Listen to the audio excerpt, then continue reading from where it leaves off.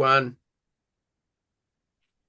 Hello and welcome to today's Founder Insight series with Xsellerate. Today I'm here with Chris Ingate, co-founder of OneAnother. How are you, Chris? Very well. Thank you, Robert. Thanks for having me.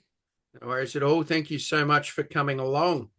So, Chris, just to get things started, you want to give a brief introduction about who you are and what OneAnother is? Yeah, no worries. I'm Chris Ingate, born and raised in Sydney. Youngest of three older brothers. I always like to do a bit of a spiel of who I actually am. And essentially about 4 or 5 years ago, quit my high-paying tech sales job and corporate world to start my lifelong journey of living my purpose, which is essentially spreading positivity. And we created the OneAnother platform, which is a kindness marketplace connecting people who want to help with other people that need help. For any of those people listening, just think about your experience when you tried to go and volunteer for a charity or even help your neighbor, or even in today's world, sort of the lack of community connection that we are having when you are just walking past your street, your neighbors, your coffee shop, your baristas, and there's that disconnect amongst the community. Our entire purpose is human connection and to bring communities together, and we're doing that through acts of kindness. So I've been on that journey for about 4 years, and I'm happy to share any insights and learnings that I've had. Obviously, take it all with a grain of salt. Everyone is different. But yeah, why I'm here is hopefully just any learnings that I can provide should hopefully help anyone else listening. And feel free to reach out if anyone wants more information. I'm here to dig deep. Fantastic. Thanks for that, Chris. And I guess to kick our conversation off in that journey, that 4-year journey, what's been the number one sort of learning that you've taken away that our founders listening out there today might be interested in hearing? Yeah, I'd say the number one learning is find a problem that people are willing to pay for. And that willing to pay for is crucial. In a lot of Australian startup ecosystems, we have a lot of people just talking about articulating the clear problem that you're trying to solve. And that is very good. That's a good starting point. For example, for us, our problem that we're starting to solve specifically in the B2B corporate space is employee volunteering rates across Australia are only 15%. So that is millions of people getting paid on corporate time to go and volunteer and are still not. So for us, that's a very simple one sentence problem that we're trying to solve. But throughout this journey and endeavor, actually, revenue at the bottom line of every single company is important, is vital, depending maybe if it's a passion project, but generally speaking, everyone is trying to make a living out of their company. So you do need revenue. And we have had a lot of challenges with this concept of lip service. A lot of companies say they care, say they love it, are so interested, but oh, now's not the right time. Or no, of course we can't spend X on that.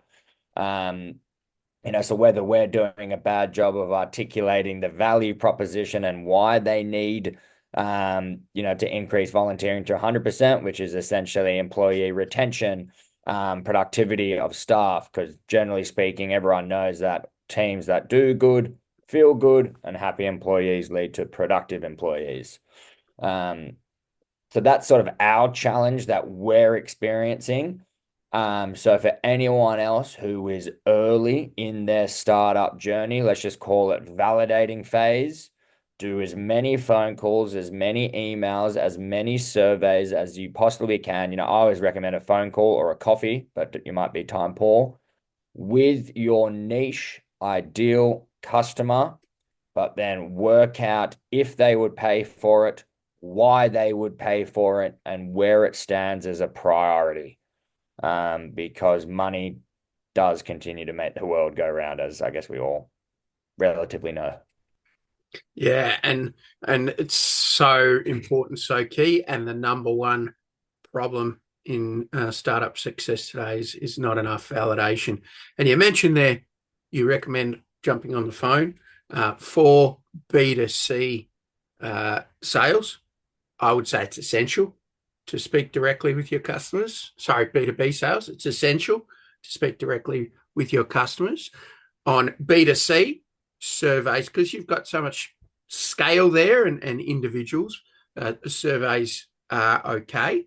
Still great to have some conversations if you can, but surveys can give you the information you need. But on B2B, you've got to have that conversation.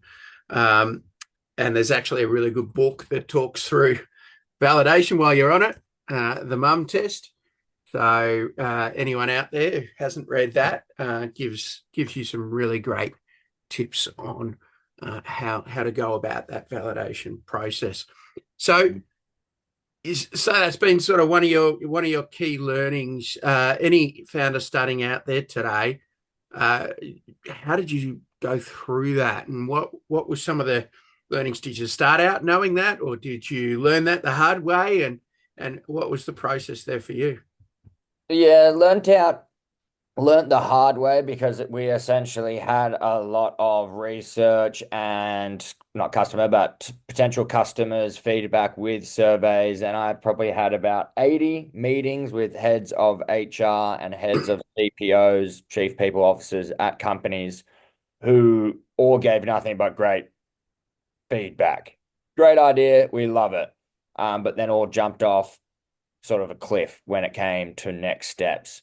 Which is essentially sales 101. Always book a call with your prospect. On the first call, speak their language and understand why they should care, why they should pay for it, and why they should do it now. That timeline is an important thing. Employee volunteering for us is quite a low priority. So we have a lot of years, next quarter, next year, which anyone in startup land is just Death Valley. And, you got to get early runs on the board. But luckily for me, I sort of knew it was going to be very, very challenging. And one of the reasons I did this in the very first place is to welcome and embrace the challenge. But for others, that may be different. Probably another major learning, which I have done or only recently learned, is the power of your personal brand. I was off social media for about 4 years, and personally loved it, because essentially I understand the importance of a media diet. What you directly consume affects your mind. Everyone knows a physical diet and a food diet, but no one talks about a media diet. So I removed the media. It's an easier way for me to remove negative stuff, remove it all. But that took a big dent in my personal brand. I've got a in real life brand, but in today's world, as we all know, with the rise of technology, people look, engage, buy, research, talk, and spend majority of their days online. So how are you as an individual, which is essentially the face of your company? People don't buy from companies, they buy from individuals. And they don't buy what you do, they buy why you do it.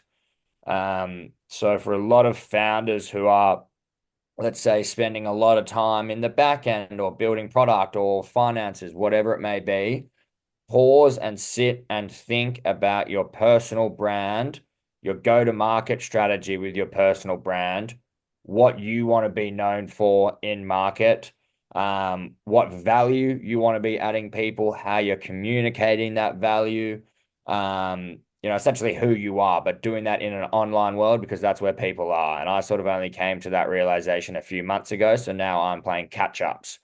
And I'm a big believer, either you work it out yourself or hire someone. So I'm potentially, in the market looking for someone to help me convert my real life personal brand into my online personal brand.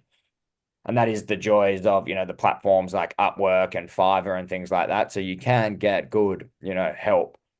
But I guess the lesson here is, for individuals, just review your personal brand and how that is tied to your actual company, because you are very much the face of it. So just review that strategy for anyone listening. Yeah, beautiful. And in terms of your in real life brand. You said you've got a really strong in real life brand, because I think that's also really important, and the relationships you build in real life last a lot longer than the ones online, and tend to be a lot stronger and more memorable, at least from my experience. So can you talk us through how you've gone about building that in real life brand? Because I think that's an area a lot of founders might actually struggle with. They're okay perhaps on the digital, but in real life, how do you build that brand? True. Yeah, so a lot of founders, yeah, potentially is the other way around. Well, you met me in real life, Rob. Do you remember our first meeting? I do indeed. I do indeed. Had a great conversation. And what words came to mind? If I was to say, how do you feel about Chris Ingate when you met him in real life? Well, to me, it was genuine, passionate, clear in terms of your purpose. So, yeah, and there was a real connection between us because a lot of synergies in our thinking.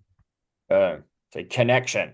So for a lot of those people listening who are potentially very strong at online branding, one could argue that you do lack the quality connection, even one-to-one Zooming.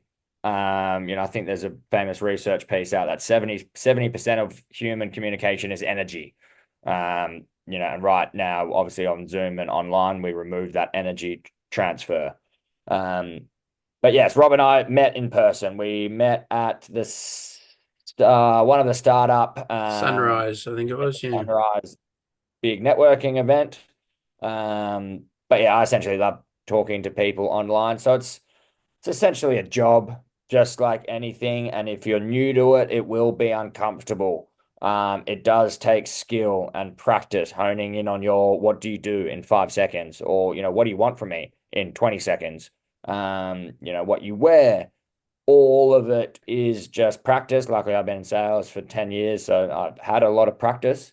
But there are so many startup ecosystems doing pitch events, free networking events, pub sessions, coffee sessions, run clubs. I guess it's understanding your potential, what you're after. Is it an investor? Is it a mentor? Is it a CTO? Is it a co-founder? Is it a customer? Is it advice? Is it content? Understand sort of what you're after and your ideal goals, and then try and research the events that suit what you're after. I have a mentality or sink or swim. No one's going to bite. Everyone who's at a networking event is there for the same reason. So please feel free to go, hey, what's your name? I don't think I've ever been to a networking event where someone doesn't want to talk. Otherwise, they wouldn't be there. So yeah, I guess just step out of the comfort zone and give it a go.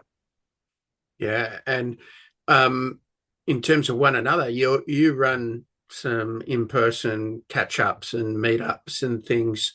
So you want to briefly talk about them and what they've done for both you and for people who might have attended them. Yeah, well, we just hosted our first One Another inaugural ball, which was about 150 people at the establishment here in Sydney. That was black tie event. We had a six-piece band, and a charity, Relove, one of our preferred charity partners, speaking, and that was all just around human connection and dancing and having a good time. Um, we also ran a B2B event specifically for HR directors, which was at one of our investors' house, Richard Webb, over in the eastern suburbs in Sydney. And that was essentially getting about 40 heads of HR into the room. And we brought in about 5 of our charity partners to organically just speak about what they do and their impact. We had Ocean Heroes, which is essentially helping kids with autism learn how to surf. We had Relove, which is about helping build houses and furniture for typically domestic violence victims who are on the run. We've got a whole range of different fabulous charities, I guess, requesting help. So part of what we do at One Another is these human connection events. So if you're new to Sydney, if you're looking to meet new people and like-minded people, potentially we've also had a lot of people date at some of our events who are getting over dating apps. We're all about in real life. We're planning another event in Sydney, potentially at the end of this year, which is playing padel with one of our major sponsors, Heaps Normal, which is the non-alcoholic beer company. You know, we got the rise of non-alcoholic drinking as Australians thankfully like to get wasted less. And yeah, just looking for ways to meet new people. So if any of this interests you, yeah, head over to oneanother.io. And you can see all the different events that we have. My contact details will be on the contact page. So you reach out to me directly and we can get you to the next event. Fantastic.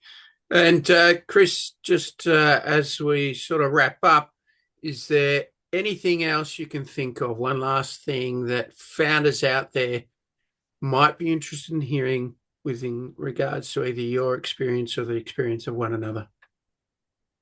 Yeah, I call it the one sentence business plan.